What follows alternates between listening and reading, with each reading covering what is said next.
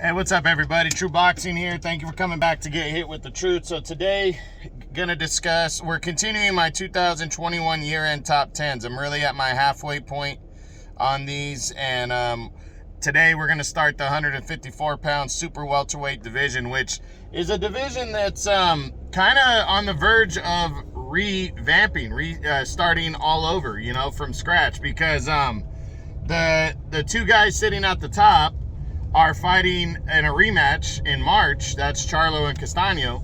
And the winner is going to be the undisputed champion. And after that, you're probably going to see one or both guys move up in weight, and the other guy probably going to give up some belts in order to fight the better fighters. So, it's going to be interesting to see what happens next, after the undisputed title fight that's taking place in March.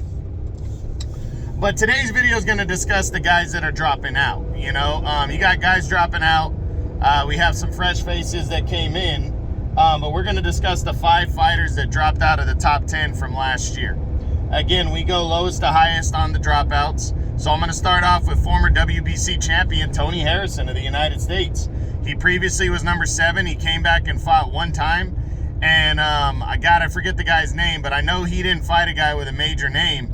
And he ended up fighting to a draw in his return bout. He hadn't fought since December of 2019 when he got stopped in the rematch against Charlo in a really great fight. But not fighting all that time and then coming back, a year and some change later and fighting to a draw against a guy who's not even in the top 10, that hurts his resume. So I got him dropping out of the top 10. He's still the WBC's number 5 contender, and I really think with him being a PBC guy, he can get back into the mix at any point, but we got to wait and see. He's 31 years old. He's still holding on to that prime part of his career, so I think he really needs to come back soon. And to be honest, this division's so wide open, he can jump right back in with a victory, but we got to wait and see. Next to drop out of the top 10 is 30-year-old former unified champion Julian J-Rock Williams. It's amazing that J-Rock drops out when he entered just 2 years ago. He entered 2020 as the number 1 super welterweight in the world.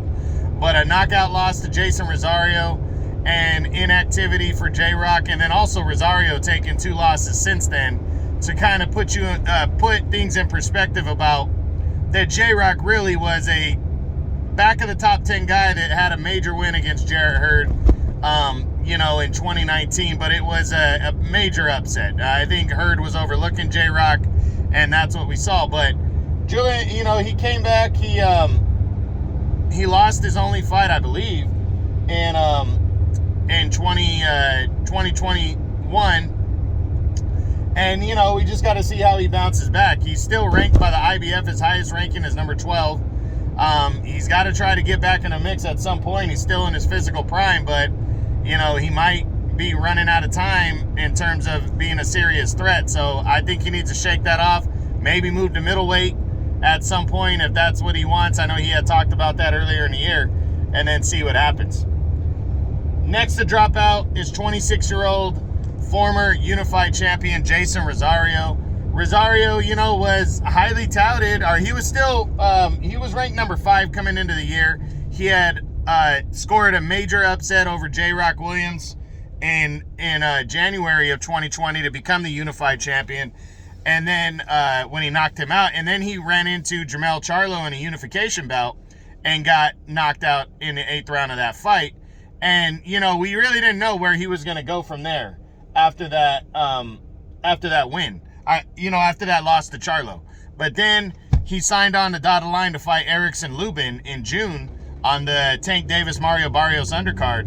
And, he just went in there and in all honesty, he got his ass whipped. Erickson Lubin broke him down, beat him up, body shot, put him down in the 6th round, and Erickson Lubin, moved forward. But Jason Rosario, 2 knockout losses like that, and J-Rock not staying busy has affected his resume the last couple years. And he's still, he's number 15 in the WBC. And, he's still very young at 26. He actually came back and got a win following that loss to Lubin. So he wants to stay busy and stay active and shake it off. And you know what? He might be one of those young gatekeepers, you know, that can kind of show you where you're at 154, possibly 160. To, you know, he's a former unified champ. So he might be that guy where you say, hey, this guy's a former champ. I'm going to build off of him, which will give Rosario opportunities.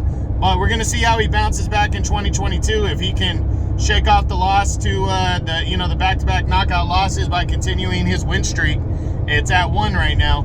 We'll see what he does, but hopefully he can get back in the mix. Him being a PBC guy really helps, considering, you know, he's 154 is primarily controlled by the PBC. So we'll see. Next to drop out is 38-year-old former champion Erislandy Lara. Lara drops out simply because he actually moved up to middleweight during the year and took on Cornflake Lamanna for the vacant regular middleweight title.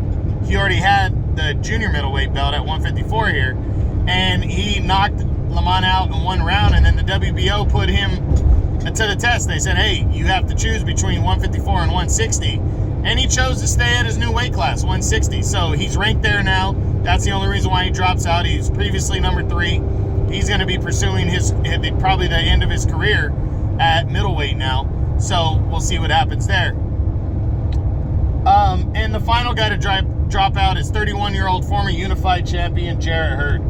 Hurd entered the year number 2. You know, I think most people feel the loss to J. Rock Williams in 2019 was a kind of a fluke upset. You know, nobody saw that coming. And, you know, he came back, got a win over Francisco Santana in 2020. And in 2021, I think it was kind of the start of a new run for him. And he decided to move up to middleweight for 1 fight to take on Luis Arias.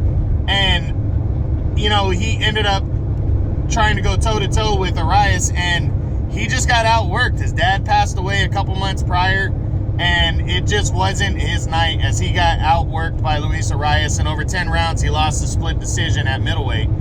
And then it hurt his resume even more when Luis Arias went and suffered an upset loss later in the year. So Jarrett Hurd, we really don't know when he's coming back, how he's coming back, and even what weight class, you know, considering his last fight was at middleweight.